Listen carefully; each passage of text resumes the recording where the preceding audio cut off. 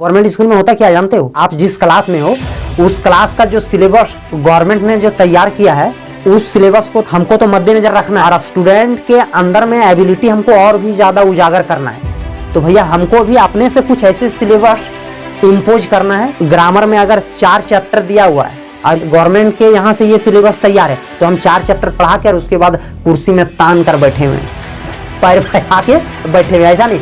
वो खत्म हो जाने के बाद कुछ एडिशनल चीज़ भी स्टूडेंट्स को बताना है कि गवर्नमेंट स्कूल में सही पढ़ाई नहीं होता है ना।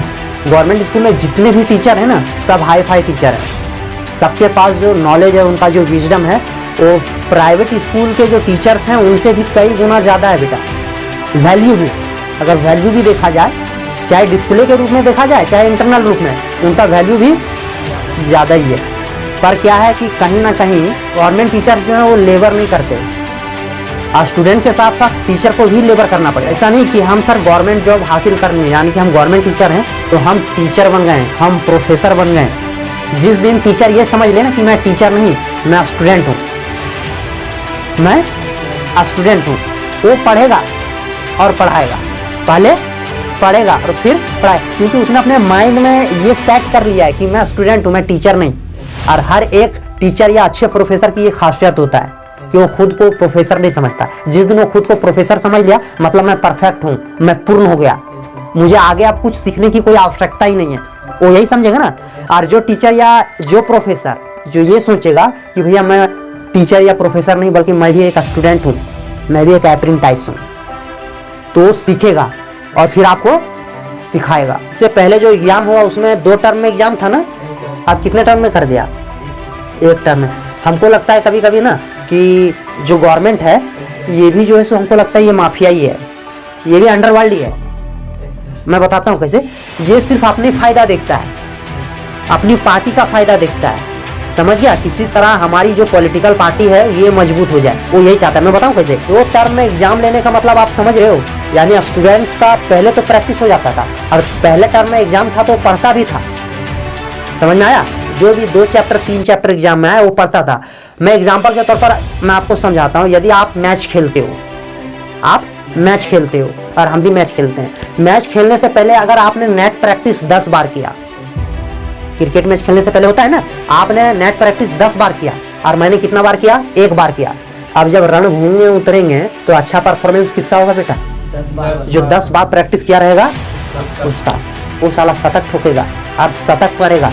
हो सकता है कि मैं 0 पे आउट हो जाऊं, है ना, या तो सिर्फ बॉल बीट करूं या बॉल खाऊं। अब यहाँ पर देखना, कोई भी एग्जामिनेशन ऑर्गेनाइज होता है ना, उस एग्जाम को ऑर्गेनाइज करने के लिए 2 चीजें अहम है, एक तो पैसा और दूसरा मैन पावर। अब पूरे झारखंड में अगर फर्स्ट टर्म और सेकेंड टर्म एग्जामिनेशन लेगा तो सोचो कि गवर्नमेंट को कितना पैसे इन्वेस्ट करना पड़ता होगा और उसको कितना मैन पावर चाहिए, कितना टीचर चाहिए मैनेज करने के लिए।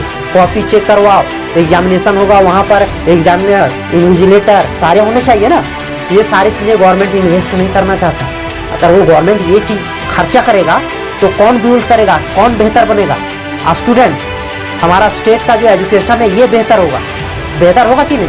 अब 1 टर्म में कर दिया, बच्चा साल भर नहीं पढ़ेगा और साल से 1 महीना पहले जब एग्जाम रहेगा ना तो गेस्ट पेपर लेगा, शर्मा गेस्ट पेपर, और उससे पढ़ के और वो पास भी हो जाएगा। स्टेट में इतना रिवेन्यू आता है और स्टेट से इतना टैक्स जो कलेक्शन होता है वो पब्लिक के वेलफेयर में हमको लगता है कि मिनिमल खर्चा ही होता होगा, या तो सिर्फ दिखाने के लिए जो पार्टी रूलिंग पार्टी में है या तो जो अभी फिलहाल में राजा है सारी चीजें हड़पता है। अगर 2 टर्म में एग्जाम अगर हो जाता, झारखंड की जो शिक्षा व्यवस्था और सुधरता ना। स्कूल में एग्जाम होता है या टेस्ट होता है, जैसे मैं आपका 1 चैप्टर पढ़ाई कर दिया और उससे मैंने पहले 3 बार टेस्ट दिया, उस चैप्टर का जितना भी कॉन्सेप्ट है वो क्लियर हो जाएगा और मैं सिर्फ पढ़ाऊंगा और पढ़ाऊंगा, तुम्हारा टेस्ट ही नहीं लूंगा तो तुम पढ़ोगे नहीं। तो लूर नहीं है हिंदी पढ़ने का। जिसको कहोगे दीपावली लिखो तो उसको दुर्गा ही नहीं लगा पा रहा है। एक तो होता ना कि मोटा मोटी भी लिख देता कि सब दुर्गा ही लगता है लेकिन उसने हर सही लगा दिया, है ना, लम दुर्गा ही लगता है लेकिन उसने हर सही लगा दिया। तो इस तरह भी दिवाली लिख लेता है, वो भी नहीं लिख पाता है बेटा, वो भी नहीं। और कहने को 8वां 9वां में पढ़ता है, कहने को वो 8वां 9वां में पढ़ता है, लेकिन इतना भी उसको लूर और अकल नहीं है। तो उसको ये तक अकल नहीं है कि वॉवेल कितना है, वॉवेल का साउंड क्या है।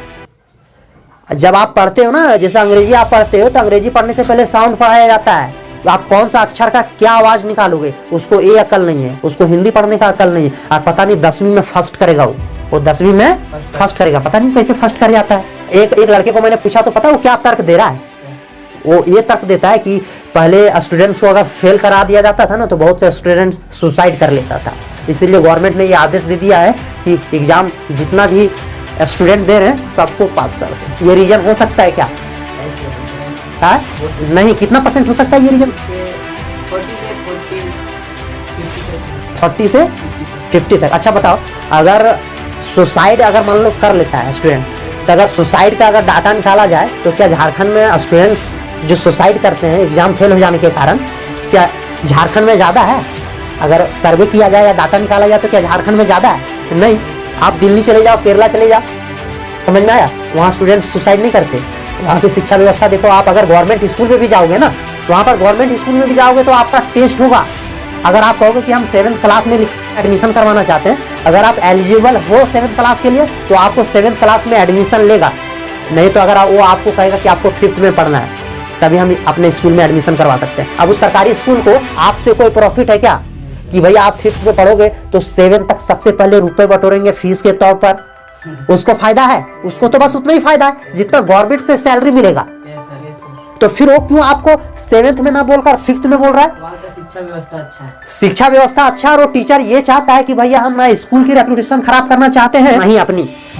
अगर तुमको 7th में कर दें और तुमको उल्लू हिंदी पढ़ने की अकल नहीं है, तुमको अंग्रेजी पढ़ने की अकल नहीं है और 7th में तुमको कर देंगे, तुम हमारी भी नाम खराब करोगे, इस स्कूल का भी नाम खराब करोगे। इसीलिए वहां पर टेस्ट लेके सबसे पहले परखा जाता है स्टूडेंट की एबिलिटी। अगर आप एलिजिबल हो तभी उस क्लास में, नहीं तो टीचर जिस क्लास में बोलेगा उसमें एडमिशन करवाओ। हमारे यहाँ ये व्यवस्था नहीं है। वो कहीं से भी आया, सर हम 9th में एडमिशन करवाना चाहते हैं, करवा दिया। बहुत से बच्चे हैं शहरों में जो 9th 10th के साथ साथ ट्यूशन भी पढ़ाते हैं, टीचर उनको शुरू से ये फैसिलिटी दिया, पढ़ा रहे। आप नहीं सीख पाए क्योंकि आपको शुरू से फैसिलिटी नहीं मिला।